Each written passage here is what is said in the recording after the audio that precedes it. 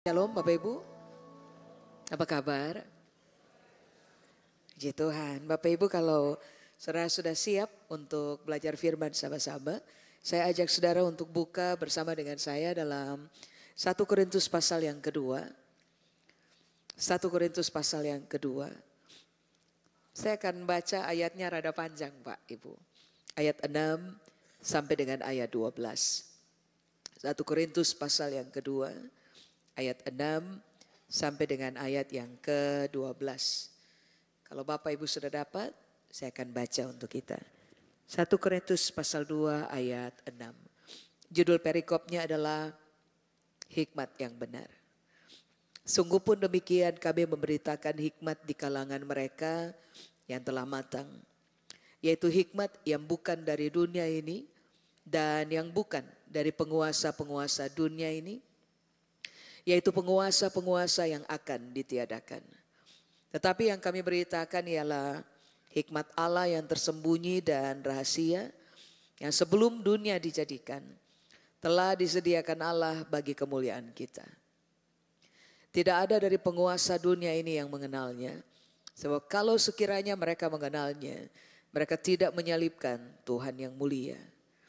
Tetapi seperti ada tertulis, apa yang tidak pernah dilihat oleh mata dan tidak pernah didengar oleh telinga dan yang tidak pernah timbul di dalam hati manusia, semua yang disediakan Allah untuk mereka yang mengasihi Dia. Karena kepada kita Allah telah menyatakannya oleh Roh, sebab Roh menyelidiki segala sesuatu, bahkan hal-hal yang tersembunyi dalam diri Allah. Siapa gerangan di antara manusia yang tahu apa yang terdapat di dalam diri manusia selain roh manusia sendiri yang ada di dalam dia? Demikian pula lah tidak ada orang yang tahu apa yang terdapat dalam diri Allah selain roh Allah. Kita tidak menerima roh dunia, tetapi roh yang berasal dari Allah, supaya kita tahu apa yang dikaruniakan Allah kepada kita. Coba saudara lihat dengan saya di ayat yang ke-9 Bapak Ibu. Di ayat yang ke-9, ayat ini telah menjadi terkenal di kalangan orang percaya. Apa yang tidak pernah dilihat oleh mata, tidak pernah didengar oleh telinga, tidak pernah timbul dalam hati manusia, itu yang Tuhan sediakan bagi kita. Nah, selama ini orang Kristen paling suka mengkaitkan ayat ini hanya sekedar dengan mujizat saja atau hanya sekedar dengan doa yang dijawab. Tahukah saudara bahwa ayat 9 punya arti lebih dalam dari sekedar doa kita dijawab, mujizat terjadi dalam hidup kita. Sebenarnya yang Alkitab berupaya beritahukan kepada saudara dan saya mengenai apa yang tidak pernah dilihat oleh mata, tidak pernah didengar oleh telinga, tidak pernah timbul dalam hati manusia, ternyata cuma satu saja Bapak Ibu. Hikmat Allah.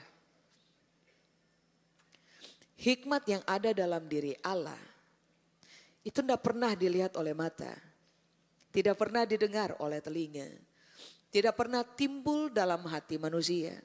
Menariknya Alkitab bilang begini, hikmat ini nih disediakan Allah untuk mereka yang mengasihi Dia. Berarti saudara harus mulai terbiasa mengkaitkan ayat 9 bukan kepada kedangkalan saja, tetapi kepada sebuah kedalaman. Bahwa ada hal yang diinginkan oleh penguasa-penguasa dunia, ada hal-hal yang diinginkan oleh bangsa-bangsa, tetapi Tuhan menjadikannya sebagai sesuatu yang tersembunyi dan rahasia, yaitu hikmat Allah yang ternyata Alkitab bilang begini, memang disediakan Allah cuma untuk orang yang mengasihi Dia. Pertanyaannya adalah begini, mengapa hikmat Allah disembunyikan kepada penguasa-penguasa dunia, tetapi hikmat Allah disediakan untuk orang-orang yang mengasihi Dia? Kalau tadi saudara membaca baik-baik di ayat yang saya lupa. Di ayat yang ke-7, coba saudara lihat. Hikmat Allah yang tersembunyi dan rahasia ini, rupa-rupanya kenapa Tuhan sediakan kepada orang yang mengasihi Dia? Sebab target Tuhan dari sejak awal adalah begini, hikmat saya mahal. Saya tidak mungkin kasih kepada sembarang orang. Hikmat saya mahal. Saya hanya akan kasih kepada orang yang mengasihi saya, kata Tuhan. Targetnya adalah begini, untuk kemuliaannya kita. Amin. Mari saya jelaskan dulu kata kemuliaan. Kata kemuliaan kalau dalam bahasa Yunani menggunakan kata doxa. Doxa itu pengertian yang pertama adalah begini, kehormatan. Berarti Alkitab bilang, kalau hikmat Allah dinyatakan kepada saudara dan saya, maka saudara dan saya akan berubah menjadi orang-orang yang memiliki kehormatan dalam hidup. Amin. 2. Hikmat Allah disediakan bagi kemuliaan kita. Arti yang kedua dari kata kemuliaan adalah martabat. Berarti Alkitab lagi bilang, kalau hikmat Allah disingkapkan kepada orang yang mengasihi dia. Orang yang mengasihi dia bukan sekedar akan dikenal sebagai orang terhormat. Tetapi orang yang mengasihi Tuhan akan dikenal sebagai pribadi yang bermartabat dalam perjalanan kehidupan tiap-tiap hari. Nah itu targetnya Tuhan. Hal yang ketiga, hikmat Allah disediakan bagi kemuliaan kita. Kata kemuliaan atau doxa, pengertian yang ketiga adalah begini. Supaya terang di dalam kita bersinar dengan megah. Berarti kenapa Tuhan sediakan hikmatnya kepada saudara dan saya yang mengasihi dia. Saya ulang, targetnya adalah supaya, saudara masih ingat? Waktu Yesus ngajar hari itu, Yesus bilang kepada murid-muridnya sampai kepada kita hari ini.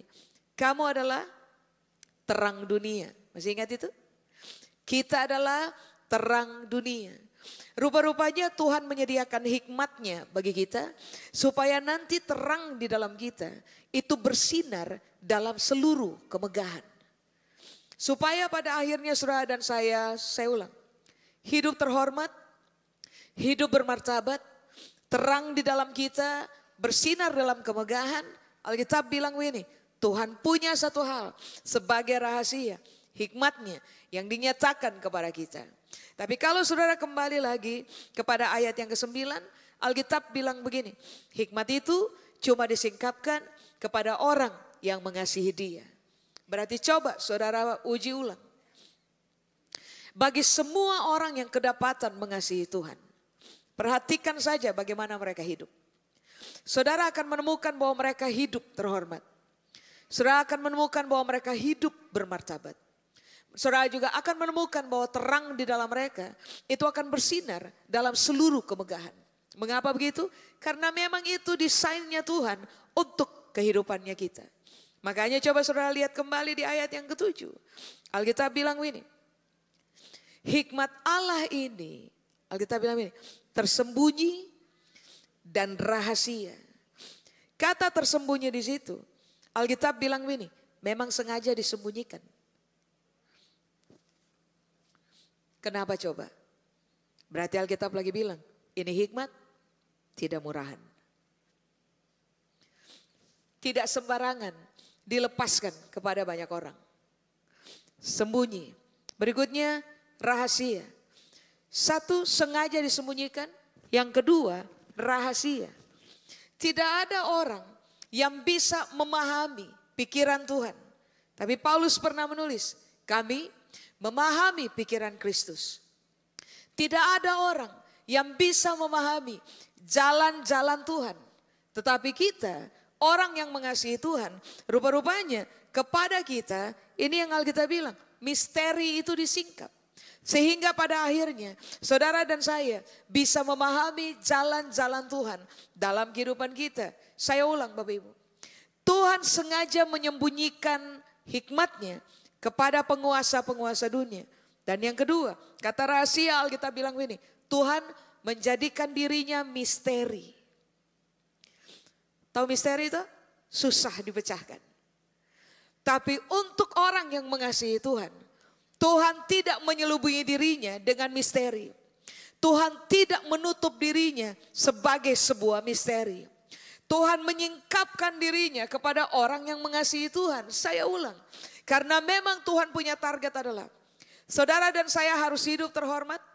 Saudara dan saya harus hidup bermartabat.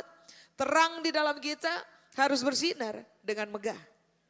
Makanya coba kalau saudara ingat dengan baik. sekali waktu Tuhan Yesus pernah keluarkan kalimat ini. Jangan buang mutiara ke mulut babi. Masih ingat? Sebab bagi kita mutiara berharga. Buang ke mulut babi, babi tidak akan melihat mutiara sebagai barang berharga. Makanya kenapa Tuhan bilang, saya punya hikmat, saya akan sengaja menyembunyikannya. Saya punya hikmat adalah sebuah misteri. Makanya penguasa-penguasa dunia tidak akan dapat memahami siapa Tuhan, apa rencananya, dan bagaimana jalan-jalannya. Penguasa-penguasa dunia akan melihat Tuhan sebagai sebuah misteri yang tidak bisa didekati, tidak bisa dipecahkan, tidak bisa dikenali. Tetapi ini yang Alkitab bilang, bahwa hikmat Allah akan disingkapkan, ayat 9, kepada orang-orang yang mengasihi Tuhan. Sekarang pertanyaannya adalah, apakah yang dimaksud dengan mengasihi Tuhan? Coba saudara lihat dengan saya, Yohanes 14 ayat 21. Mari uji ulang. Apakah saudara dan saya adalah orang yang mengasihi Tuhan atau tidak? Kalau kita tidak mengasihi Tuhan, mari saya ulang. Tuhan akan tetap merahasiakan dengan sengaja seluruh hikmatnya. Kalau saudara dan saya tidak mengasihi Tuhan, Tuhan akan tetap menjadi misteri bagi kita. Sulit dipahami, sulit diikuti. Nah, Yohanes pasal 14 ayat 21, Alkitab bilang ini Pak, Ibu. Barang siapa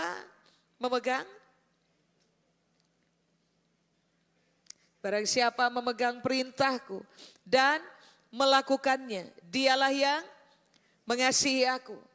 Dan barang siapa mengasihi aku, lihat, ia akan dikasihi oleh Bapakku. Dan aku pun akan mengasihi dia. Lihat kalimat terakhirnya.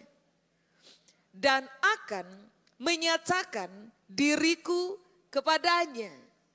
Berarti Alkitab bilang, kalau saudara dan saya memilih untuk berpegang kepada Tuhan punya perintah, lalu melatih diri kita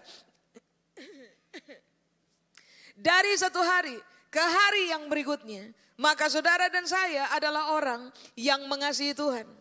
Kepada semua orang yang mengasihi Tuhan, jelas Yohanes menulis, Tuhan akan menyatakan diri Tuhan kepada kita. Kalau tadi Korintus Paulus menulis, Tuhan akan menyingkapkan hikmatnya kepada saudara dan saya. Amin. Coba-coba. Apakah Tuhan punya perintah? Kata perintah itu mengacu kepada hal-hal ini Pak Ibu. Perintah sama dengan perintah. Perintah sama dengan ajaran. Perintah sama dengan tata cara. Perintah sama dengan pembentukan. Perintah sama dengan hikmat. Jadi Alkitab bilang, dengarkan saja Tuhan punya perintah. Dengarkan saja Tuhan punya ajaran. Dengarkan saja Tuhan punya tata cara. Dengarkan saja Tuhan atau takluk aja kepada Tuhan punya pembentukan. Dengarkan saja Tuhan punya hikmat. Perintah juga sama dengan hukum. Ikuti saja Tuhan punya hukum. Maka saudara dan saya akan dikenal sebagai orang yang mengasihi Tuhan. Saya ulang. Kepada orang yang mengasihi Tuhan, hikmat Allah akan dinyatakan. Saudara bayangkan ya. Yang tidak pernah dilihat oleh mata. Yang tidak pernah didengar oleh telinga. Yang tidak pernah timbul dalam hati manusia. Yang diinginkan oleh banyak kelompok suku bangsa. Diinginkan oleh beragam penguasa bumi. Alkitab bilang Tuhan sediakan cuma untuk kita. Bukankah itu privilege? Bukankah itu hak istimewa yang Tuhan berikan kepada saudara dan saya? Bagian kita cuma sederhana saja. Putuskan untuk mengasihi Tuhan. Amin. Nah, hal yang kedua, coba saudara lihat dengan saya di ayat yang ke-6.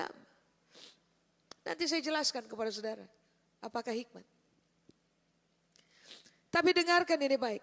Paulus berupaya menjelaskan kepada jemaat di Korintus bahwa begini, hikmat yang satu ini sesuatu yang berharga.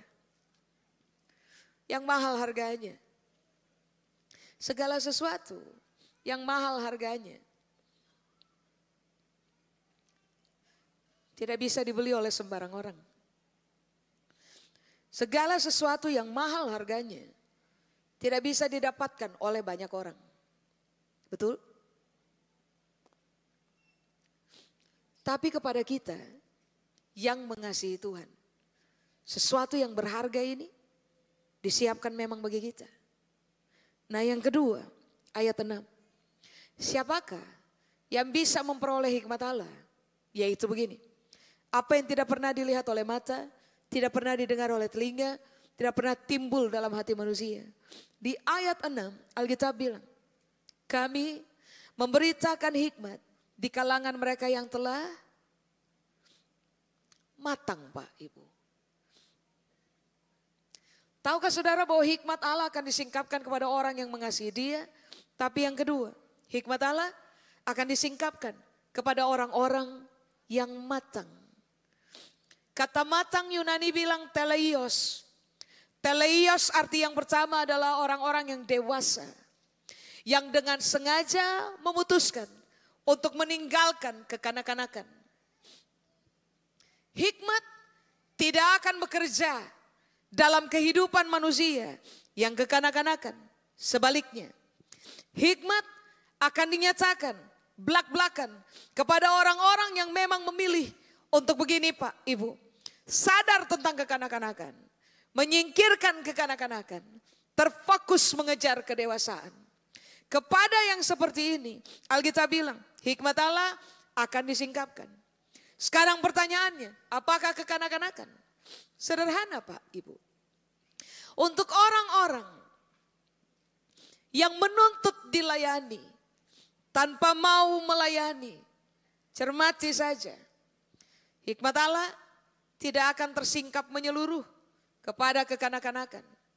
Apakah kekanak-kanakan? Egosentris. Minta diutamakan tanpa ada sebuah upaya untuk mengutamakan orang lain.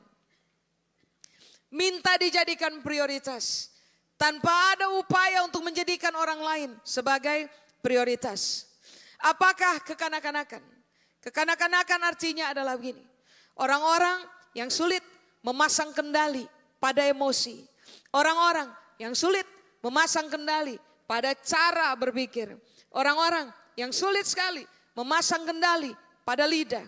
Ini ekspresi dari kekanak-kanakan. Tahukah saudara, menetaplah dalam kekanak-kanakan, saudara dan saya tidak akan pernah menerima yang disebut dengan penyingkapan hikmat Allah. Makanya coba lihat, semua orang yang memilih untuk hidup kekanak-kanakan, saudara tidak akan pernah bisa menemukan kehormatan di dalam mereka. Untuk semua orang yang bermain dalam permainan kekanak-kanakan, coba lihat aja, amati aja, saudara tidak akan pernah menemukan martabat di dalam mereka. Lihat aja, untuk semua orang yang kekanak-kanakan, Alkitab menegaskan kepada kita bahwa terang di dalam mereka tidak akan pernah bersinar di dalam seluruh kemegahan. Makanya kenapa Alkitab bilang begini, tinggalkan kekanak-kanakan, kejar kedewasaan. Sebab untuk orang yang memilih untuk menjadi dewasa, Tuhan telah menyediakan hikmatnya untuk saudara dan saya. Amin. Matang sama dengan dewasa. Tapi yang kedua, Pak, Ibu.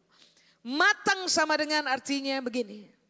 Orang-orang yang berani bikin apa aja. Supaya pada akhirnya mereka tidak kekanak-kanakan lagi. Ulang. Matang teleios sama dengan orang-orang yang sadar betul ada kekanak-kanakan yang bermain dengan sangat dominan dalam kehidupan kita. Tetapi orang-orang model begini telah memilih untuk berkata kepada Tuhan, Tuhan saya akan berani bikin apa saja. Yang penting kekanak-kanakan di dalam diri saya tersingkir. Karena yang saya mau adalah, saya mau mengejar kedewasaan. Untuk tipikal yang kayak begini Alkitab bilang, hikmat akan disingkapkan oleh Tuhan kepada kita. Amin. Apakah matang? Matang pengertian yang ketiga adalah begini Pak, Ibu, menarik sekali. Matang sama dengan orang yang berintegritas. Apakah integritas? Berdasarkan Merriam-Webster Dictionary, integritas adalah begini. Ketaatan yang teguh terhadap semua nilai dan kode etik moral. Jadi Alkitab lagi bilang, orang-orang berintegritas atau orang-orang yang memilih untuk mempertahankan ketaatan yang teguh di dalam hidup mereka supaya tidak menyimpang dari nilai apa saja, kode etik apa saja yang berkaitan dengan moralitas, menjaga diri mereka taat teguh kepada kebenaran firman Allah. Orang-orang model ini orang-orang berintegritas. Makanya coba saudara lihat aja, ketika orang berintegritas, hikmat akan dilepaskan kepada mereka. Saudara akan selalu menemukan manusia dengan kekuatan integritas adalah manusia bermartabat. Manusia dengan kekuatan integritas selalu kita akan menemukannya sebagai orang-orang terhormat. Orang Kristen yang hidup bertahan dalam kekuatan integritas adalah orang Kristen yang secara natural terang di dalam mereka akan bersinar dalam seluruh kemegahan. Makanya kenapa ini yang Tuhan bilang, kamu harus paham. Sementara banyak bangsa mencari hikmat Allah, berani bayar mahal untuk mendapatkan hikmat. Rupa-rupanya hikmat Allah disediakan cuma-cuma oleh Tuhan kepada kita, karena yang dia mau adalah dia punya anak-anak menjadi pribadi yang penuh dengan kemuliaan, hidup terhormat, bermartabat, terang di dalam kita, bersinar dengan megah. Seharusnya pada titik ini kita hargai Tuhan sebagai Bapa. Dia menjadikan kita sebagai prioritas pertimbangan. Kita perlu bersyukur kepada Tuhan sebagai Bapa, sebab Dia menjadikan semua harta yang terhormat yang Dia punya di dalam dirinya, Dia menjadikan kita sebagai prioritas untuk menerima pemberian dari harta terbaik yang dikejar oleh banyak bangsa, yaitu hikmat Allah. Dia sediakan buat kita. Bagian kita sederhana loh Pak Ibu. Kita cuma dibilang kamu harus mengasihi Tuhan. 2, kamu harus meninggalkan kekanak-kanakan, lalu kejar kematangan. Sekarang lihat ayat 12. Di ayat 12, ini yang Alkitab bilang Bapak Ibu. Mari saya baca.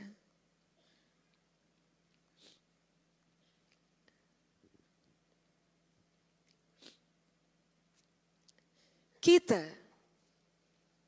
tidak menerima roh dunia, tetapi roh yang berasal dari Allah. Supaya, Alkitab bilang apa? Kita tahu apa yang dikaruniakan Allah kepada kita.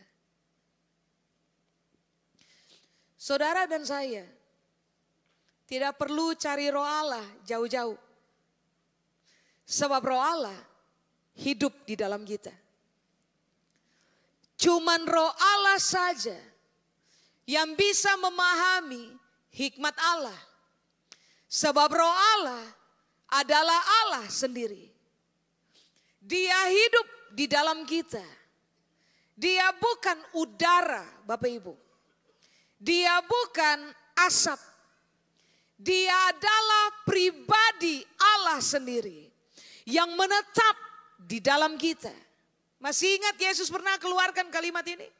Lebih baik saya pergi. So kalau saya tidak pergi, Roh Kudus tidak datang. Roh Allah tidak datang. Kalau Roh Allah datang, maka ini yang akan terjadi. Dia akan menolong kamu, sudah? Dia akan menghibur kamu, sudah? Dia akan mengajar kamu.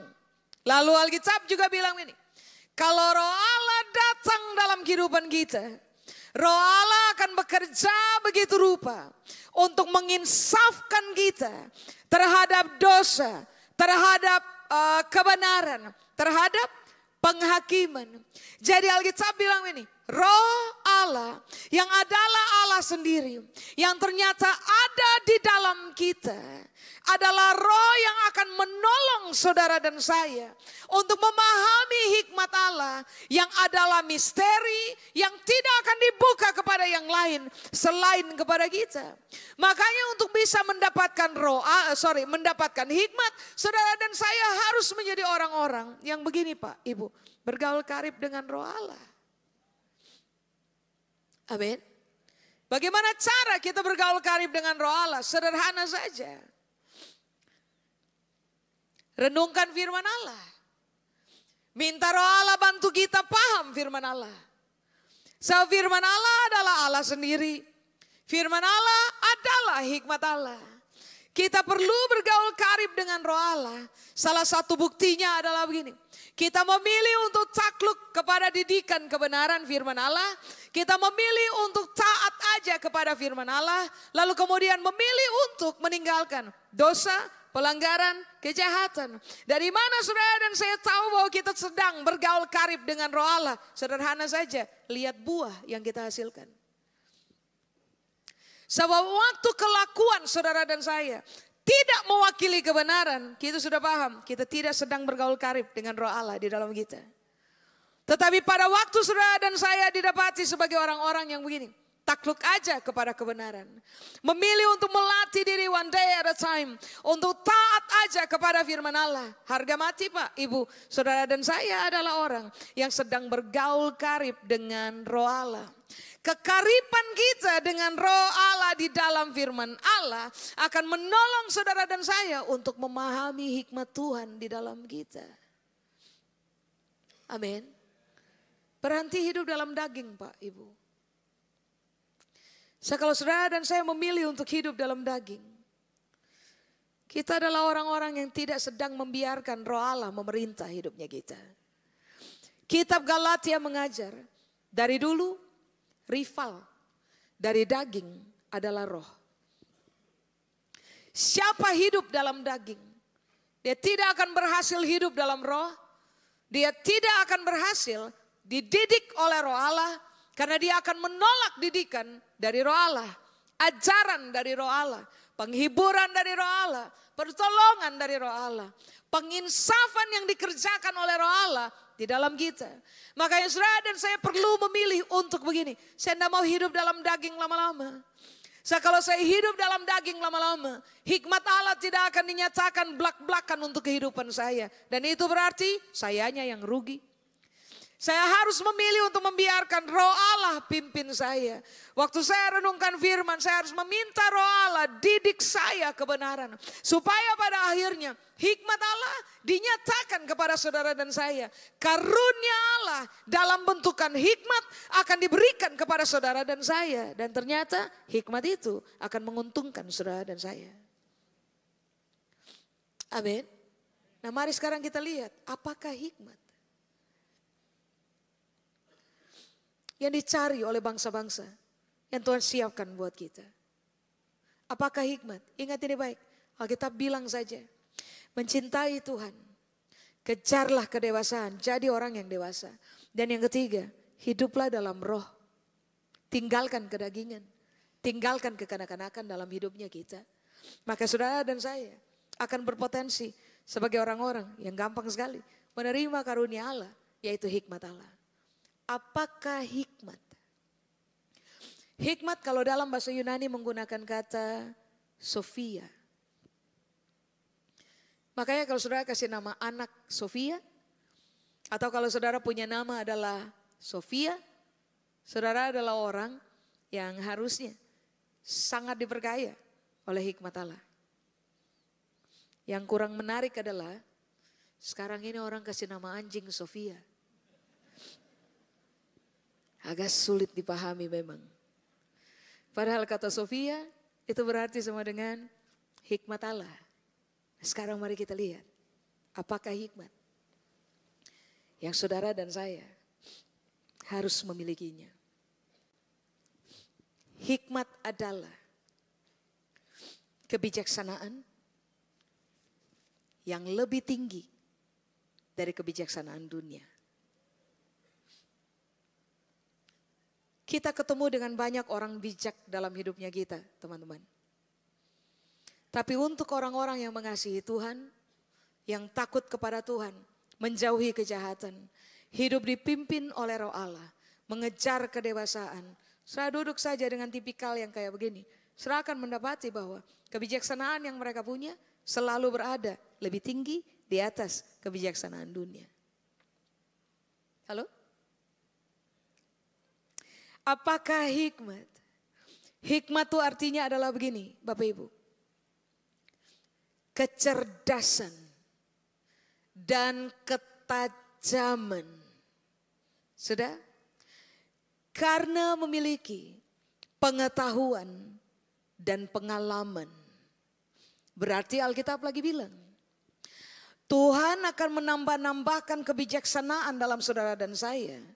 Bijaksana yang di atas rata-rata 2. Tuhan akan menambah-nambahkan kepada saudara dan saya pengetahuan plus pengalaman dalam hidup. Supaya saudara dan saya akan dikenal sebagai orang yang memiliki kecerdasan dan juga ketajaman. Makanya Alkitab bilang, kejar Tuhan dan firman-Nya. Kasihi Tuhan, kejar kematangan, hidup dalam roh, dipimpin oleh roh Allah. Nanti saudara lihat, tambah lama apapun yang kita pelajari akan gampang sekali untuk kita memahaminya. Apapun bagaimanapun perjalanan kehidupan kita, kita akan menemukan pengalaman-pengalaman berharga yang akan menambah kecerdasan di dalam kita dan juga ketajaman di dalam kita. Cermati saja, kalau dulu pada akhirnya saudara punya ilmu cuma 1. Saudara punya pengalaman cuma 1. Lalu kemudian sejalan dengan keputusan saudara dan saya untuk mengikut Tuhan sungguh-sungguh. Melatih diri taat kepada firman Allah. Mengejar kedewasaan dalam hidup. Memilih untuk hidup dipimpin oleh roh Allah. Nanti coba cermati aja. Tambah lama saudara akan mengalami penambahan pengetahuan dari pihak Tuhan kepada kita.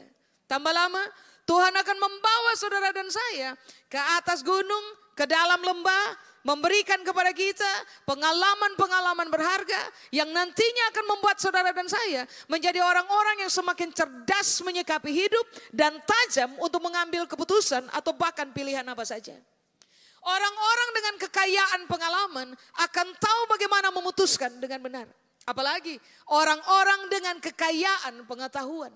Makanya benarlah kenapa banyak orang, kita semua bertumbuh dengan kalimat ini. Hormati orang tua. Sebab mereka makan asam dan garam lebih banyak dari kita. Pernah dengar kalimat itu? Kenapa kita harus hormati mereka dan dengarkan mereka? Karena mereka makan banyak asam. Banyak asam. Mereka makan asam dan garam lebih banyak dari kita. Artinya konsepnya sederhana saja. Mereka punya pengalaman jauh lebih banyak dari kita. Itu yang membuat kenapa sometimes yang kita temukan adalah orang-orang tua yang bijaksana yang ada dalam kehidupan kita. Mereka tajam sekali dalam persoalan mengambil keputusan, membuat pilihan. Mereka cerdas sekali untuk menjadi orang-orang yang begini, menentukan arah. Karena ternyata Alkitab bilang kalau hikmat Allah bekerja dalam hidup orang, yang terjadi adalah Tuhan akan menambah-nambahkan pengetahuan untuk saudara dan saya. Dia akan menambah-nambahkan pengalaman di dalam kita karena target Tuhan adalah saudara dan saya harus tajam dan juga cerdas. Bapak Ibu, Tuhan tidak pernah desain kita untuk jadi tumpul dalam hidup dan bodoh. Gak pernah. Itu bukan Tuhan punya desain buat kita. Makanya kenapa dia bilang, cinta Tuhan, kejar kedewasaan, hidup dipimpin oleh roh Allah, takluk kepada firman Allah. Nanti yang akan terjadi adalah Tuhan adalah sumber pengetahuan. Amin. Dia adalah sumber dari seluruh pengalaman dalam kehidupan. Dia hidup lebih lama. Bumi belum ada, dia sudah ada. Dia yang akan menambahkan pengetahuan kepada kita. Bahkan ketajaman. Sehingga membuat saudara dan saya cerdas saja. Berikutnya, apakah hikmat? Ini menarik sekali. Hikmat adalah keterampilan. Saya harus garis bawahi kata ini. Keterampilan untuk mengelola segala sesuatu yang dipercayakan kepada kita. Ada orang bisa mengelola, tapi beda dengan orang yang memiliki keterampilan untuk mengelola. Ini yang Alkitab bilang, hikmat Allah adalah keterampilan untuk mengelola segala sesuatu yang dipercayakan kepada kita. Apa dalam hidup ini yang harus dikelola oleh kita? Ini yang kita paham Pak Ibu. Emosi di dalam kita harus dikelola. Perasaan di dalam kita harus dikelola. Cara berpikir kita harus dikelola. Keuangan kita harus dikelola. Usaha kita harus dikelola. Pekerjaan kita harus dikelola. Keluarga yang Tuhan percayakan kepada kita harus dikelola. Pelayanan yang Dia percayakan kepada kita harus dikelola.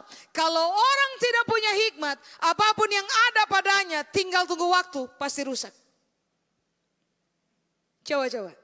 Orang kalau tidak bisa kelola emosi, hidupnya pasti rusak. Orang kalau tidak bisa kelola pikiran, hidupnya pasti rusak. Orang kalau tidak bisa kelola rumah tangganya pasti rusak. Orang kalau tidak bisa memanage atau mengelola perusahaan atau bahkan pekerjaan yang dipercayakan kepadanya, tinggal tunggu waktu, kolaps. Nah ini yang Alkitab bilang, tahukah saudara bahwa Tuhan telah menyediakan hikmat model ini nih kepada saudara dan saya, supaya pada akhirnya kita dikenal sebagai orang-orang yang memiliki keterampilan mengelola segala sesuatu yang Tuhan berikan kepada kita, supaya apapun yang sekarang ini ada pada saudara dan saya tidak rusak, tidak hancur. Amin. Bahkan kata Sofia, arti yang lain adalah begini, keterampilan untuk mengelola pemerintahan. Saya kasih contoh, bukti nyata. Dalam kitab Daniel, kita menemukan ada satu orang namanya Daniel. Menjadi anak muda, tawanan, yang kemudian dibawa ke bangsa kafir. Anak muda ini dididik dengan pengetahuan-pengetahuan bangsa kafir. Sudah? Tapi dia punya karakteristik awal, start dari usia muda sampai waktu bertambah. Dia adalah laki-laki yang mengasihi Tuhan. Laki-laki yang mengejar kedewasaan. Pelajari kitab Daniel, saudara akan menemukannya. Laki-laki yang Alkitab bilang begini, hidup dipimpin oleh Roh Allah. Yang nanti kemudian saudara akan temukan dalam kitab Daniel adalah Daniel berhasil menjadi perdana menteri di negara asing yang tidak takut kepada Tuhan, dan dia menjadi perdana menteri pada 4 pergantian raja. Kenapa sampai Daniel dipercaya menjadi perdana menteri pada 4 pergantian raja? Tentu saja jelas Alkitab berupaya memberitahukan kepada kita, karena ada hikmat Allah yang bekerja pada Daniel sehingga dia punya keterampilan untuk melakukan tindakan pengelolaan, termasuk mengelola pemerintahan. Dengarkan ini baik Pak Ibu, tidak ada hal dalam hidup kita yang kita tidak bisa mengelolanya kalau ada hikmat Allah bekerja pada kita. Kalau toh saudara dan saya tidak bisa mengelola sesuatu dalam hidupnya kita, berarti ini yang harus kita minta. Tuhan, kasih hikmat untuk saya. Supaya apapun yang Tuhan percayakan pada tangan saya tidak rusak, tidak hancur. Sudah? Apakah hikmat? Hikmat adalah, Sofia adalah, ini menarik sekali Bapak Ibu, kecerdasan untuk menemukan arti dari sesuatu. Kecerdasan untuk menemukan arti dari sesuatu. Saudara masih ingat sekali waktu ada kejadian lucu sekali di zaman Daniel hidup. Ada satu raja yang memerintah. Sekali waktu dia dapat mimpi. Setelah dia bangun, dia tidak paham apa artinya.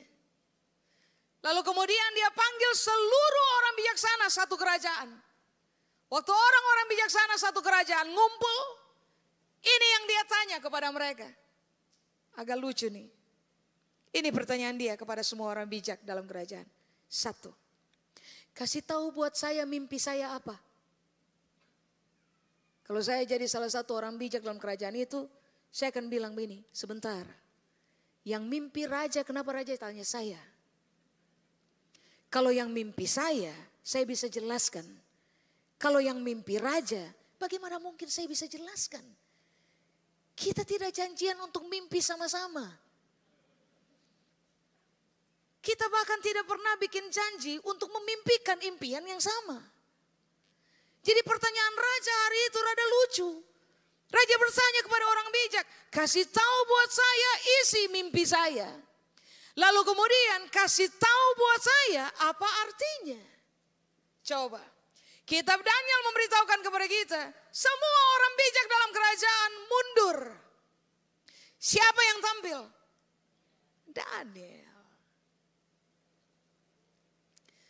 Apa yang kemudian terjadi?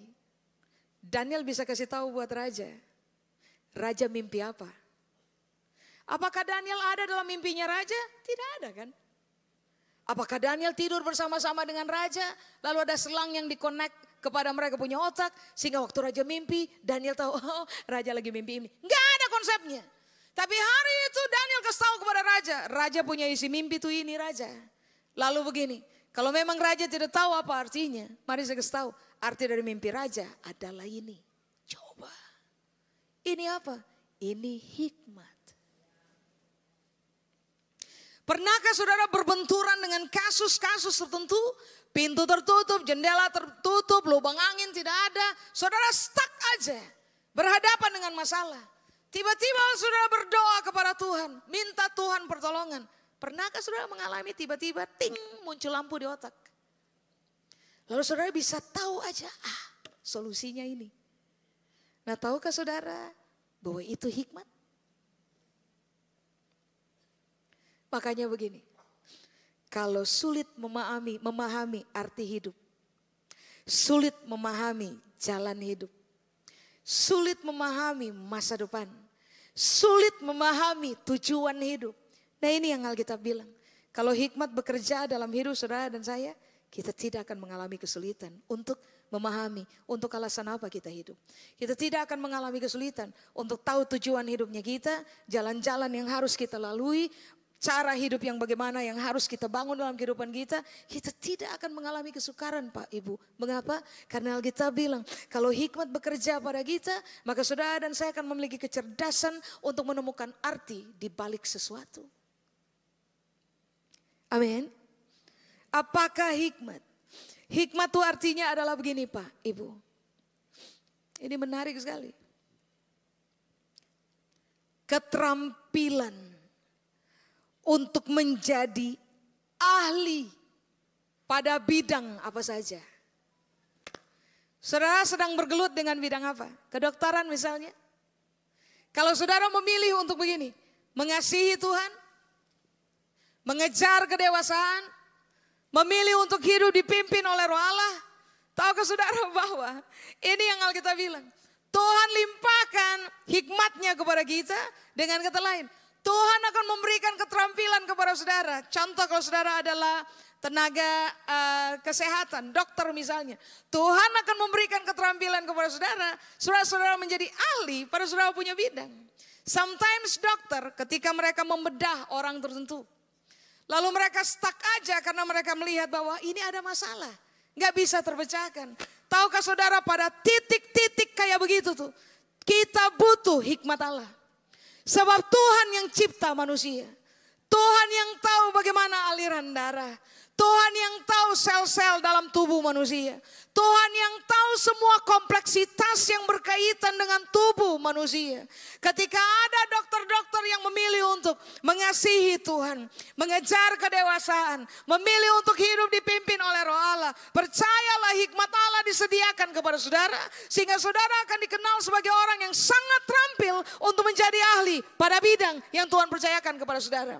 Dokter saja? Tidak. Kalau saudara adalah arsitek, kalau saudara adalah orang yang lulusan teknik sipil, kalau saudara adalah seorang pendidik, kalau saudara adalah ibu rumah tangga, kalau saudara adalah seorang pengusaha, saudara punya bagian apa saja dalam saudara punya kehidupan pada bidang yang sekarang ini saudara sedang geluti. Ini yang Alkitab bilang, kalau hikmat Allah diberikan kepada saudara dan saya, maka yang akan terjadi adalah kita akan dibikin oleh Tuhan menjadi terampil sampai kita menjadi ahli pada bidang yang kita terlibat di dalamnya. Loh Pak, Ibu, ini yang Alkitab bilang. Tuhan jadikan hikmatnya misteri bagi banyak orang. Tuhan menyingkapkan misteri kepada kita. Sebab yang dia mau adalah anak-anaknya harus hidup terhormat. Anak-anaknya harus hidup bermartabat. Anak-anaknya punya terang harus bersinar dalam kemegahan. Bagaimana mungkin saudara dan saya punya terang bersinar kalau ternyata orang mendapati bahwa kita adalah kalangan rata-rata. Kalau saudara main dengan fakta rata-rata, orang tidak akan berpaling melihat saudara. Kalau saudara terbiasa main rata-rata, orang tidak akan memberikan penghormatan kepada saudara. Makanya kenapa Alkitab bilang, Tuhan sediakan hikmat kepada orang-orang yang mengasihi Dia. Sebab kalau sampai saudara dan saya ahli pada bidangnya kita, lihat saja semua orang akan datangi kita, for sure. Orang akan dengarkan pendapat ahli, bukan orang rata-rata. Orang akan mau belajar kepada ahli, bukan orang rata-rata. Tahukah saudara bahwa ini Tuhan sediakan kepada kita. Dan Dia tidak minta kita banyak. Dia cuma didik kita dengan 3 hal ini saja. Cintai Tuhan, kejar kedewasaan, dipimpin oleh Roh. Tinggalkan gaya hidup daging.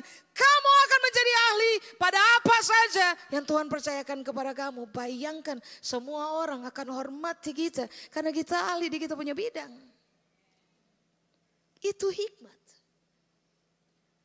Amin. Sekali waktu saya punya salah satu teman baik, dokter, Ibu Leni mengenalnya dengan baik. Spesialis anestesi. Dini hari, kira-kira penerbangan jam 2 dari Jakarta pulang ke tempat mereka, kena serangan jantung. Istrinya udah gemetar di bandara karena suaminya kena serangan jantung. Ini yang dia alami. Dalam proses dia kena serangan jantung sudah hampir lewat tuh. Tiba-tiba dia bilang ini. Ada suara yang kasih tahu buat dia. Angkat kaki. Angkat kaki. Lalu dalam keadaan hampir kolaps, dia angkat kaki. Nah, katanya salah satu pertolongan pertama adalah angkat kaki pada serangan jantung. Dia bilang itu untuk saya. Waktu dia angkat kaki, yang terjadi adalah lambat laun, tenang, selesai serangannya. Hal ini kemudian dia ceritakan kepada sesama kolega. Banyak orang mempertanyakan fakta itu. Karena pada titik-titik mengalami serangan jantung, agak susah untuk orang menemukan arahan seperti itu untuk dirinya. Tapi ini dokter bilang untuk saya dengar ada yang kasih tuntunan, angkat kakinya. Dan hari itu dia selamat. Sampai hari ini masih hidup. Sekali lagi, sekali waktu. Dia sedang terlibat di ruang operasi pembedahan. Ada sesuatu terjadi di ruangan bedah. Tiba-tiba kayak ada sesuatu aja yang kebuka aja dalam pemikirannya. Sehingga waktu sesuatu itu muncul di pemikirannya, lalu dia kerjakan di ruang bedah. Tahukah saudara bahwa pasiennya bisa terselamatkan? Tahukah saudara bahwa itu hikmat? Di tengah-tengah orang mencari solusi, Tuhan hadir bawa hikmat. Nah, pada titik ini Alkitab cuma bilang, putuskan mengasihi Tuhan, tinggalkan kekanak-kanakan, hiduplah dipimpin oleh Roh Allah. Maka nanti lihat, hikmat Allah bekerja pada kita. Pada titik-titik krusial dalam hidupnya kita. Saudara dan saya akan selalu menemukan sinar terang. Yang menuntun kita kepada solusi. Sebab hikmat akan bekerja pada kita. Amin. Terakhir, apakah hikmat? Hikmat adalah kemampuan untuk menyusun rencana mengerjakan rencana sampai rencana itu terwujud menjadi sebuah kenyataan. Itu hikmat. Ulang. Sofia atau hikmat adalah kemampuan untuk menyusun rencana, melakukan rencana itu sampai rencana itu terwujud dalam bentuk asli, nyata. Masalah kebanyakan orang adalah tidak tajam dan cerdas untuk membuat perencanaan. Alkitab bilang, supaya kamu berhasil bikin rencana, kamu butuh hikmat Allah. Supaya kamu berhasil kerjakan itu rencana, kamu butuh hikmat Allah. Supaya nanti kamu lihat, rencana yang kamu tulis di kertas ternyata berubah menjadi sesuatu dalam bentukan fisik yang bisa kamu lihat. Nah ternyata Alkitab bilang ini, dibutuhkan hikmat Allah. Kalau apapun yang saudara rencanakan ternyata tidak berhasil sampai sekarang, putuskan untuk banting setir Bapak Ibu. Banting setir. Putuskan untuk cinta Tuhan. Putuskan untuk kejar kedewasaan. Putuskan untuk hidup dipimpin oleh Roh Allah. Takluk kepada firman Allah.